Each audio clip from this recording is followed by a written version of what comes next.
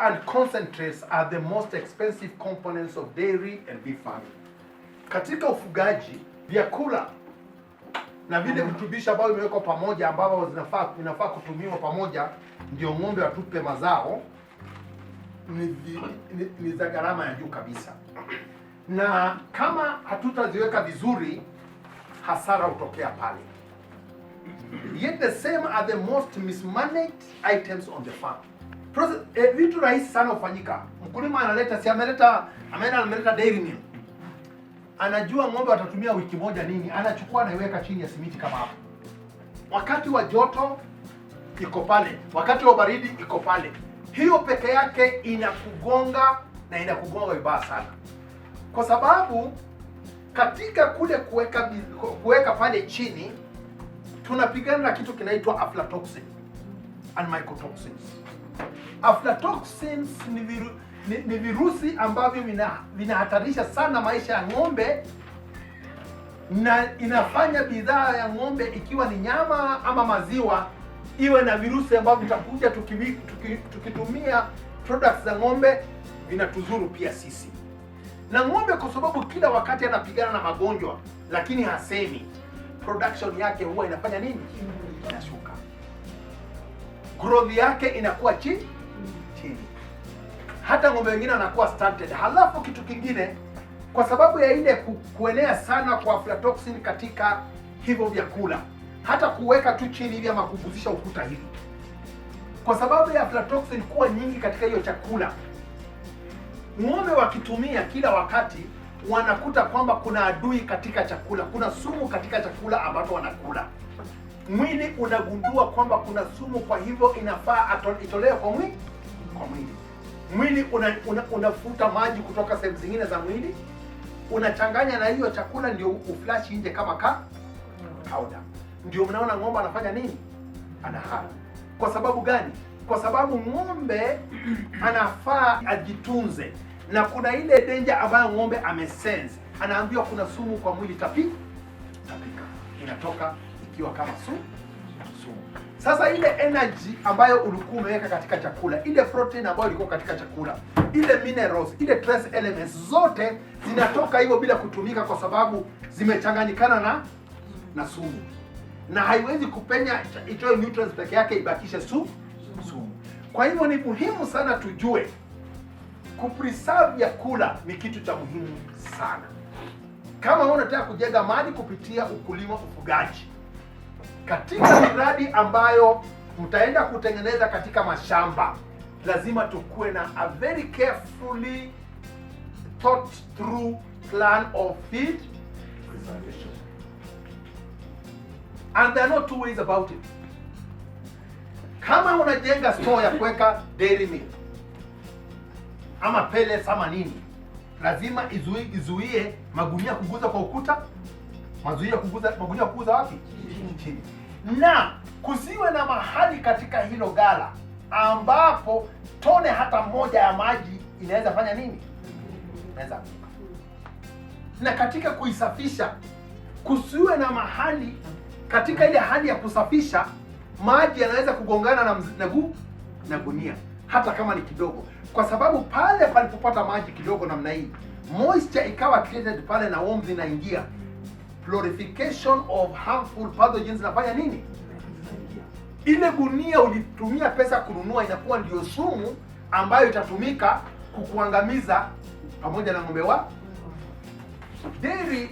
Modern dairy and beef farmers should know that not even the napier grass they grow on their farm is free.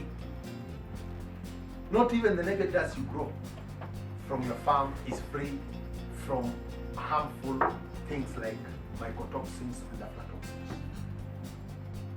They spend money to prepare the land, to buy the seeds or cuttings, to plant the grasses, apply fertilizer, whether organic or chemical fertilizer, weed the grasses, harvest the grasses, transport and store the grasses.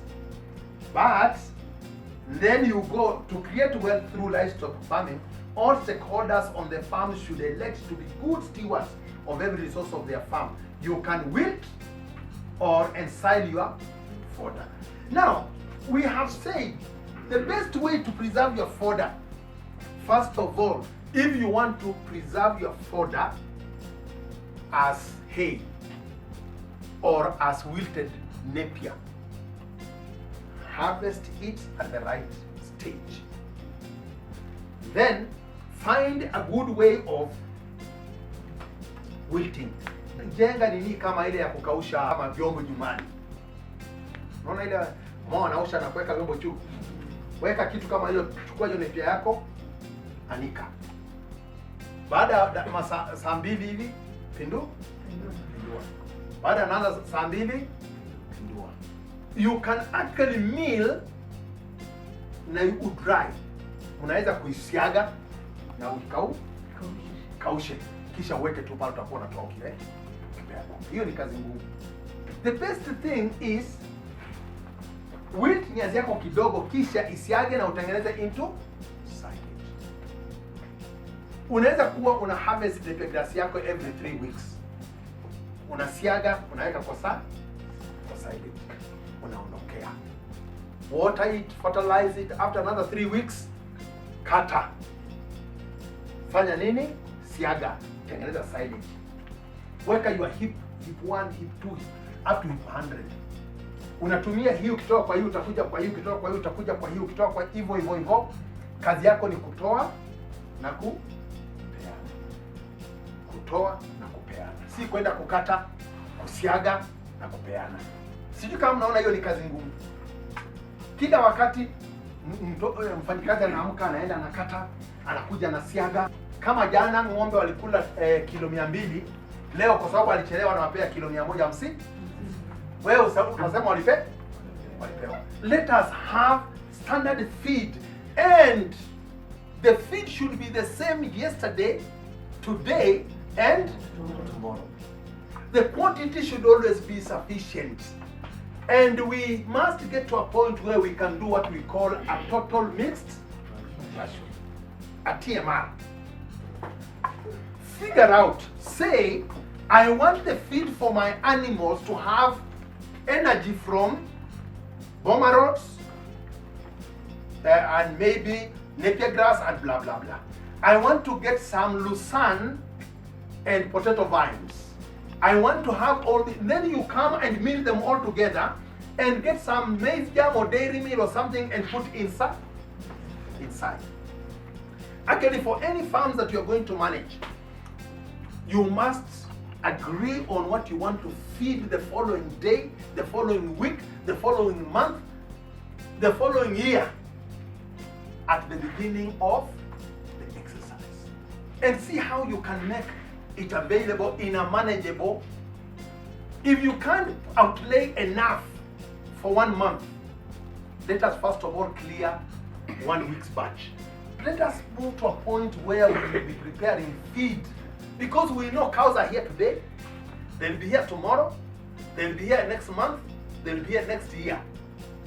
Let us plan for their feed until now. Part of the managing strategy you must have is to make sure you have feed banks in excess of 6 months, then start eating into excess of 3/4 of the year, then excess of 1 year, then excess of 2 years. Because once you have prepared that, today and tomorrow ceases to be a problem. When you prepare more, this week and next week ceases to be a problem. When you prepare more, this month and next month ceases to be a problem. Until you get to a point where farms can be managed by 2 or 3 or 4 people only. Because their work will only be to scoop feed. Whatever has remained on us, you scoop it very well and compress it in a drum. Because again, we want to know that it is not very good to bring feed from the silo. Say you had prepared your feed and they're in a silage pit. It's not good to remove them from that silage pit. Expose it there, animals feed on it, and then leave it there for an hour or 2. Because the animals are still just looking at it, or they have gone to lie down.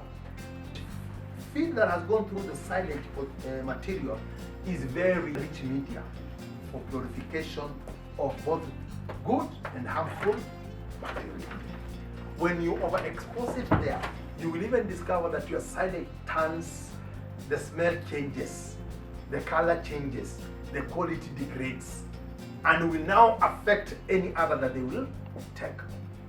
If you must empty your silage, remove your silage, come and compress it in a drum that is next to the place where the animal is supposed to be fed, and cover it.